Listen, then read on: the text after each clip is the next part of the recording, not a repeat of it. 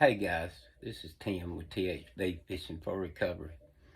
Today I'm going to start my story. I don't know how long this video will last, but I'm going to kind of give you, we're going to call this my background and the day I surrendered. 3,285 days ago, I was in a jail cell at 3:30 in the afternoon in Morgan County, Alabama. And I decided right then that I had hit rock bottom for the last time. And I'm so glad that day changed my life forever. First of all, I'm going to give you a little background about my family and where I came from. I came from a little small community named Toney, Alabama, in North Alabama. I lived in a great community, just small town America, small community America, really. I had the best parents that you could ever ask for. My mom and dad, and neither one ever drank or anything. And, you know, I think we were middle class, but we might have been poor. I don't know, but at the time, you know, as a kid, we did everything we wanted to do. And back then, it was a lot different than being a kid. But I haven't told my story in a long time. But growing up in Toney, Alabama, I played basketball, football, and baseball. And I was a pretty decent athlete, just an average kid. But I guess I was around 13 or 14. I started smoking pot and drinking. And that's when I guess my disease kicked in. I kicked this disease in. But, I was experimenting with marijuana. And when I finally got to the 10th grade, I started smoking weed every day and skipping school and drinking. And that's where the downhill spiral started.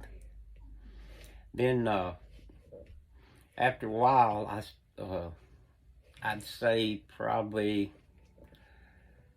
in my 20s, I started using powder cocaine. And it was really popular in the 80s. I'd say around 85 or so, 1985. Then in 90, I got busted with a substantial amount of cocaine and got 5 years probation. So I quit for 27 months to keep from going to prison. And then I had a 5 years prison sentence, suspended 5 years probation. Well, I stayed clean for 27 months, and they let me off probation early, which is a major mistake.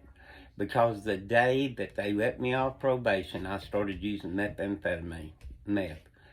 And from that day on, my life went downhill. Just every day was worse than the day before.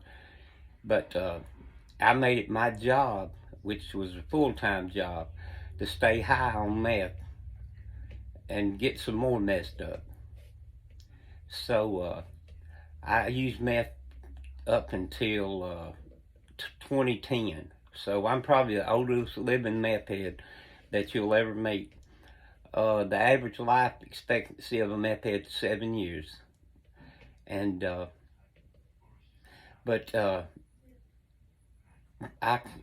really came from a good family. They stuck with me through everything. And at the time, in the 80s, we didn't have Alabama doesn't have a recovery.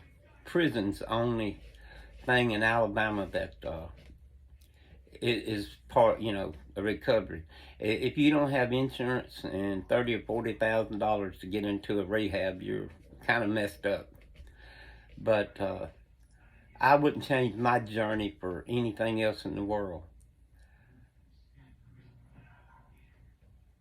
And I'm not editing or we're not editing any videos now. I had this ideal of, I've got all these expensive cameras bought and everything, computers, and we was going to edit these videos and make them really different and everything, but God had another plan. And the day that I surrendered my will, in that jail cell, you know, 3,285 days ago in Morgan County, I cried out. I was in a holding cell, and I cried out to God to stop it. Well, that was the beginning of my journey, really. And from that day, you know, I took it one day at a time. I worked the NA, AA, and Celebrated Recovery and the Bible. So, you know, I decided that day that, you know, whatever it took, I was going to do it to stay clean. So I use everything because I think God's in all of them, AA, NA, and Celebrated Recovery, and, you know, of course, the Bible.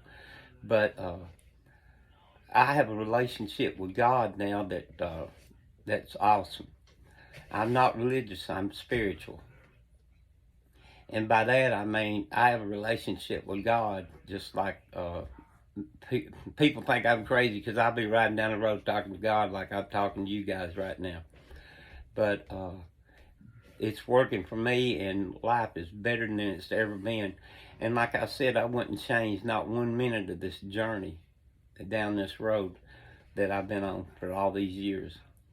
But basically, you know, I came from a really good family, so that has nothing to do with this disease I have. And you know, I can't blame it on anybody but myself. I believe now, and most everything I'm going to tell you is in my opinion, not proven fact or anything, but I believe that, you know, it's a disease, and I've got it, and I accept it. And I really wouldn't change it any other way. And I know a lot of people think I'm crazy, but I wouldn't change not 1 minute of my life. I wouldn't exchange it with anybody else, because God knew exactly what it was going to take to get me clean and sober and get me on the right track. And I thank God every day for a praying mama. My mama prayed for me and cried out to God and begged God to save me. And, you know, and all my family and friends did too, but my mama especially. She really wanted to see that day, and I thank God that, you know, she saw me clean and sober for over 5 years before she died. And I have no regrets for that. But I really wish my dad would, and I know he's looking down and he knows I'm clean and sober today. But it all started in that jail cell in 2013, July the 18th at 3:30 in the afternoon. And, you know, it's been all them days, 9 years, but the most important day is today. And that's the way I've looked at it for these 9 years. I didn't worry about yesterday, or I don't worry about tomorrow. I worry about staying clean today. And ultimately, the goal is to, you know, to eventually stay clean from now on, which I've heard a lot of statistics that, you know, says that only 4% of us are going to, you know, stay clean all of our lives. And that's hard to believe, but I figured it out. And my sponsor told me that he thinks I figured it out too. It's a choice that I choose to be in that 4%. And I get up every morning and I choose to be in that 4%. And I'm going to continue to do that till the day I take my final breath. But when I got out of prison, it's, you know, I went on to prison, and I went through every substance abuse program they had to offer in prison, which I thank God every day for. And I thank God for sending me to prison, which he didn't send me, but I sent myself. And y'all gonna think I'm crazy, but even the people that told on me, I thank God every day for them, because if they hadn't told on me, there's no, you know, I'm sure I'd be dead today. So I really appreciate the people that told on me, and I know they think I'm, you know, they probably scared and all this, but I appreciate that. And I've learned to be happy every day and be positive, and I'm content. And I think that's a really important word in my recovery, is learning to be content, because being content means to be happy. And, you know, I had to change my life and the way I was thinking. And it took 18 to 22 years for me to start thinking halfway decent again. You know, because I killed a lot of brain cells over them years smoking all that meth. And I still don't understand why God has kept me alive this long. But that's the decision that I made in that jail cell was probably I know is the greatest decision I ever made in my life. So I'm gonna make another video probably the next 2 or 3 days. But just think about what I've said today. You know, when you finally hit rock bottom, you'll know it. And when you get sick and tired of being sick and tired, and you know, I was sick and tired of hurting my mom and my family. I was sick and tired of, you know, going to prison, in and out of jail all my life. You know, you get tired of sleeping on that cold steel, and you know, people telling you what to do, when to eat, what to eat, and how much to eat. And you know, I'm really grateful today because of that. But I wouldn't change not one night in jail or prison for, you know. But I appreciate everybody for watching, and I'm going to put another video, and we're going to start from when I went to my first NA meeting in Montgomery about, I guess it was 2016, when I finally got out of prison and I went to Renations halfway house, but I call it halfway home because it was truly a home for me. So you guys have a good day. We love you, and we'll talk to you soon.